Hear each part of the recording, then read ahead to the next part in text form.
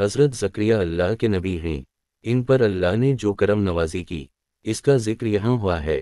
اب بنو اسرائیل کے زبردست رسول تھے، اب بڑھائی کا پیشہ کر کے اپنی روزی کماتے۔ آپ جب اللہ سے دعا کرتے تو اس وجہ سے یہ لوگوں کے لیے انوکھی دعا ہوتی کہ لو، بڑھاپے میں اولاد کی چاہت ہوئی ہے، اور پوشیدہ دعا اللہ کو زیادہ پیاری ہوتی ہے۔ جو رات کو اپنی نیند چھوڑ کر اٹھے اور رب تعالیٰ کو پکارے تو اللہ جواب دیتا ہے، میں موجود ہوں، میں تیرے پاس ہوں۔ حضرت زکریا اپنی دعا میں کہتے ہیں، اے اللہ، میری قوت ختم ہو گئی ہے، میری ہڈیاں کھوکھلی ہو چکی ہیں، میرے سر کے بالوں کی سیاہی اب تو سفیدی میں بدل گئی ہے۔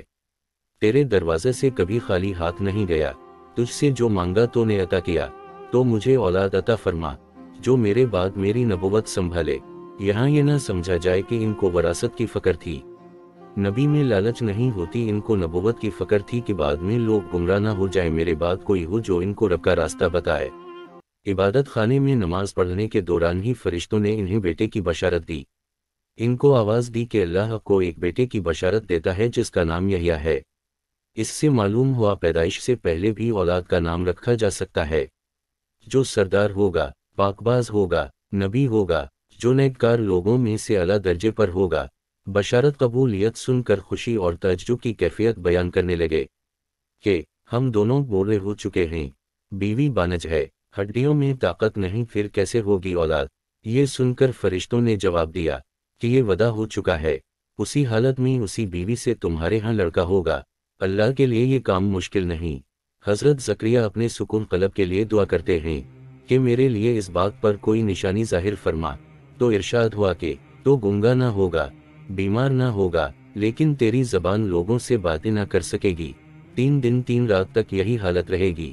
اور یہ ہوا بھی کہ تسبیح اور استغفار پر تو زبان چلتی تھی لیکن لوگوں سے بات نہ کر سکتے تھے، لیکن اشاروں سے اپنا مطلب سمجھا دیا کرتے تھے۔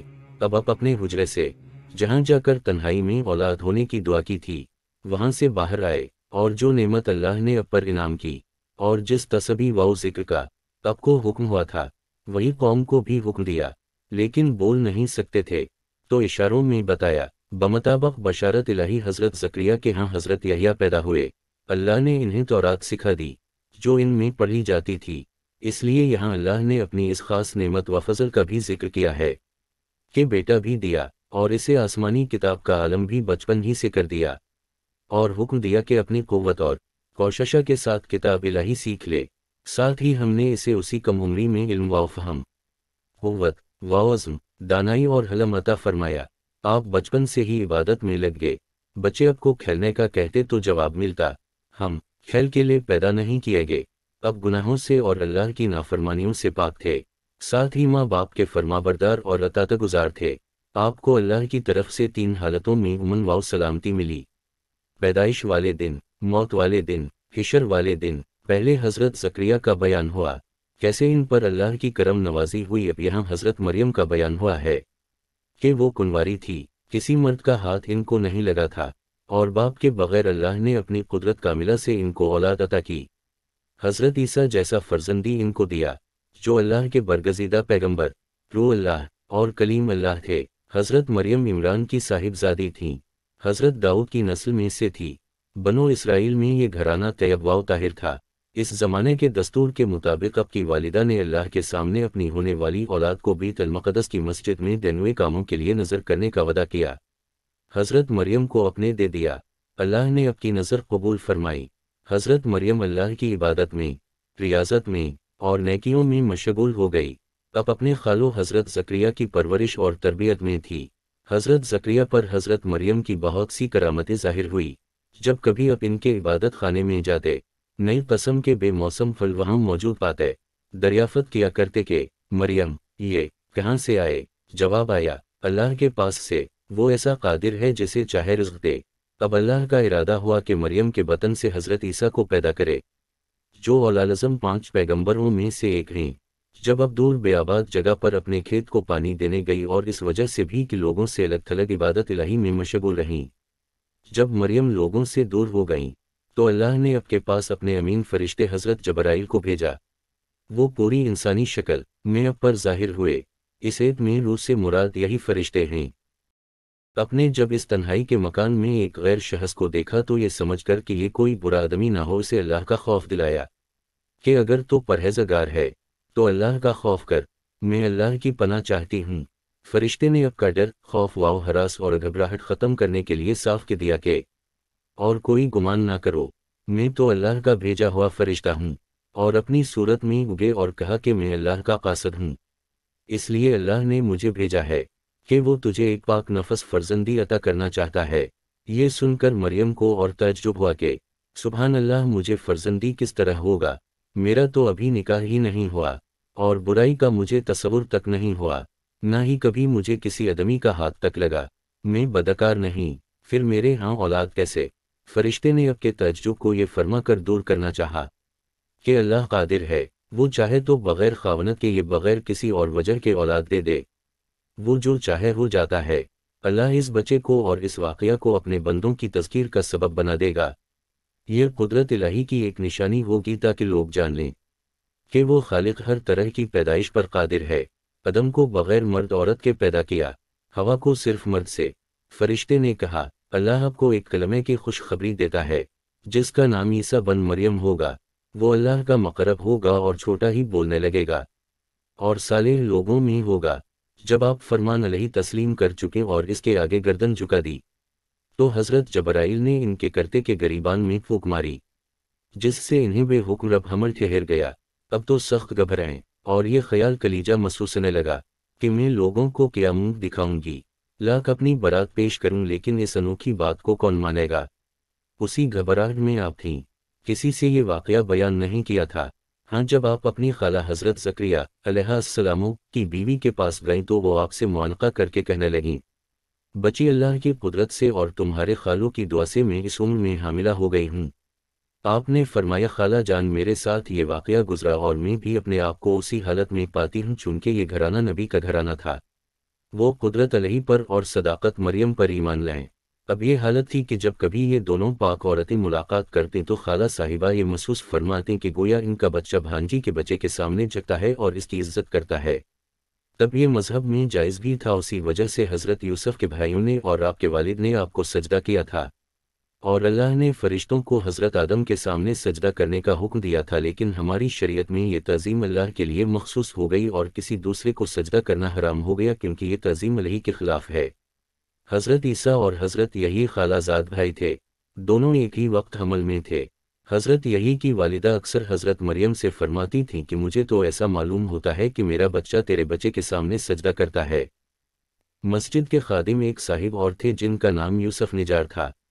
انہوں نے جب مریم کا یہ حال دیکھا تو دل میں کچھ شک سا پیدا ہوا، لیکن حضرت مریم کے زہد و تقوی، عبادت و ریاضت، خوشی طلعی اور حق بینی کو خیال کرتے ہوئے انہوں نے یہ برائی دل سے دور کرنی چاہی، لیکن جن جن دن گزرتے گئے حمل کا اظہار ہوتا گیا۔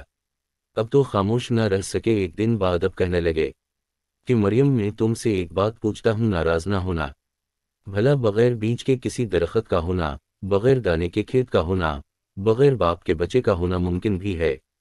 آپ ان کے مطلب کو سمجھ گئیں اور جواب دیا کہ یہ سب ممکن ہے۔ سب سے پہلے جو درخت اللہ تعالیٰ نے اگایا وہ بغیر بیج کے تھا، سب سے پہلے جو کھیتی اللہ نے اگائی وہ بغیر دانے کی تھی، سب سے پہلے اللہ نے آدم کو پیدا کیا وہ بے باپ کے تھے، بلکہ بے ماں کے بھی ان کی تو سمجھ میں آ گیا اور حضرت مریم کی قدرت کو نہ جھٹلا سکے۔ اب حضرت مریم نے جب دیکھا کہ قوم کے لوگ ان پر تہمت لگا رہے ہیں تو آپ ان سب کو چھوڑ چھاڑ کر دور دراز چلی گئیں۔ امام محمد بن اسحاق فرماتے ہیں جب حمل کے حالات ظاہر ہو گئے قوم نے پھبتیاں کی، آوازیں کسنے اور باتیں بنانی شروع کر دیں اور حضرت یوسف نجار جیسے صالح شخص پر یہ تہمت اٹھائی تو آپ ان سب سے کنارہ کش ہو گئیں، نہ کوئی انہیں دیکھے نہ آپ کسی کو دیکھیں۔ جب دردزہ اٹھا تو آپ کھجور کے ایک درخت کی جڑ میں آ بیٹھیں۔ کہتے ہیں کہ یہ خلوت خانہ بیت المقدس کی مشرقی جانب کا حجرہ تھا۔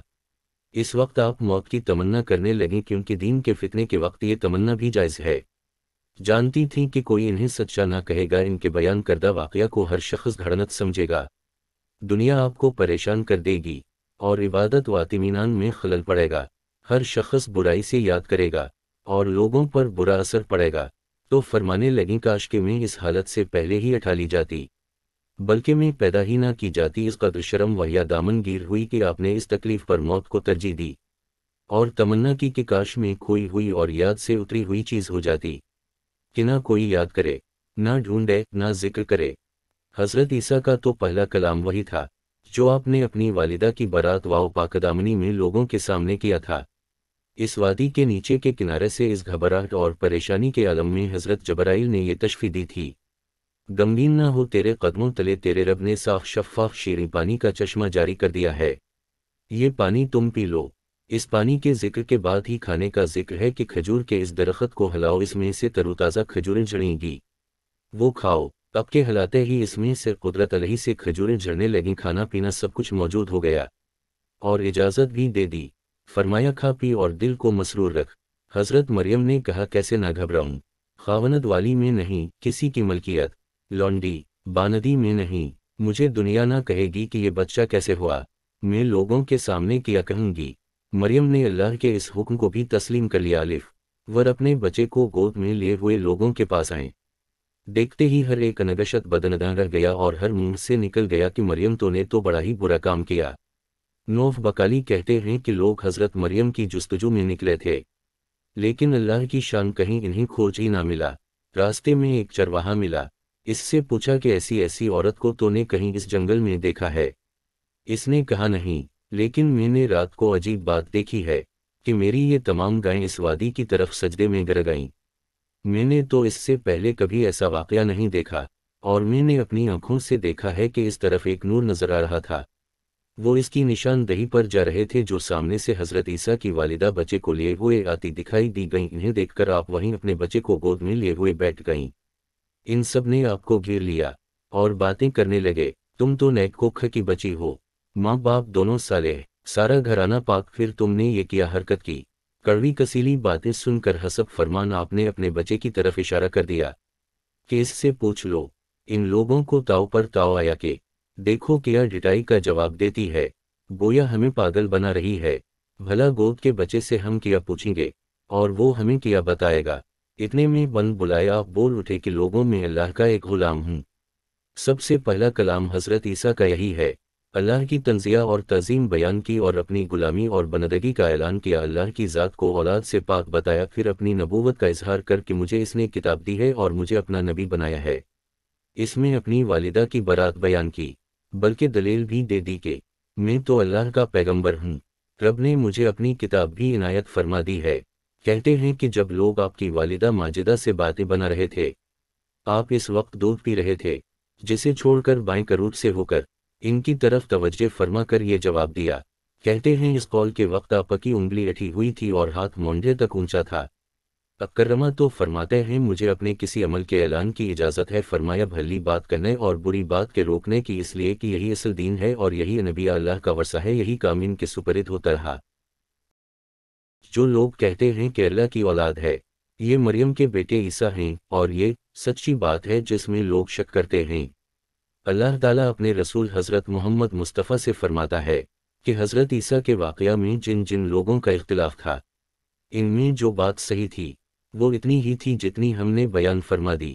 البقر 147 میں یہ بیان فرما کر کہ جناب عیسیٰ اللہ کے نبی تھے اور اس کے بندے، پھر اپنے نفس کی پاکیزگی بیان فرماتا ہے کہ اللہ کی شان سے گری ہوئی بات ہے کہ اس کی اولاد ہو۔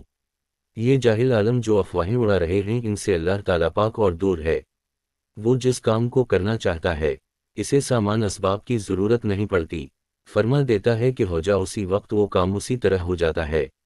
ادھر حکم ہوا ادھر چیز تیار موجود، جیسے فرمان ہے آل عمران 59، یعنی حضرت عیسیٰ کی مثال اللہ کے نزدیک مثل آدم کے ہے کہ اسے مٹی سے بنا کر فرمایا ہو جا، اسی وقت وہ ہو گیا۔ یہ بالکل سچ ہے اور اللہ کا فرمان تجھے اس میں کسی قسم کا شک نہ کرنا چاہے۔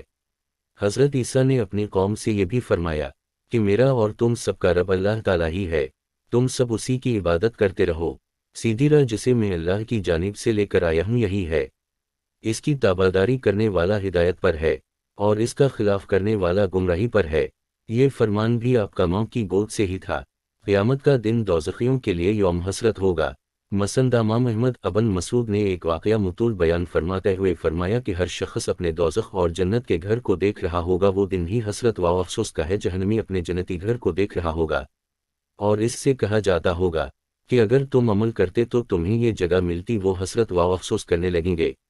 ادھر جنتیوں کو ان کا جہنم کا گھر دکھا کر فرمایا جائے گا کہ اگر اللہ کا احسان تم پر نہ ہوتا تو تم یہاں ہوتے۔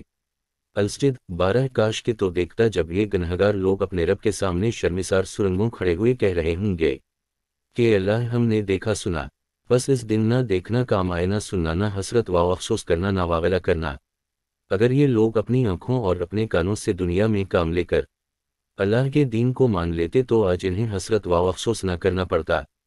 اس دن آنکھیں کھولیں گے اور آج اندھے بہرے بنے پھرتے ہیں، نہ ہدایت کو طلب کرتے ہیں، نہ دیکھتے ہیں، نہ بھلی باتیں سنتے ہیں، نہ مانتے ہیں۔ مخلوق کو اس حسرت والے دن سے خبردار کر دیا جائے جبکہ تمام کام فیصل کر دیے جائیں گے، جنتی جنت میں اور دوزخی دوزخ میں بھیج دیے جائیں گے۔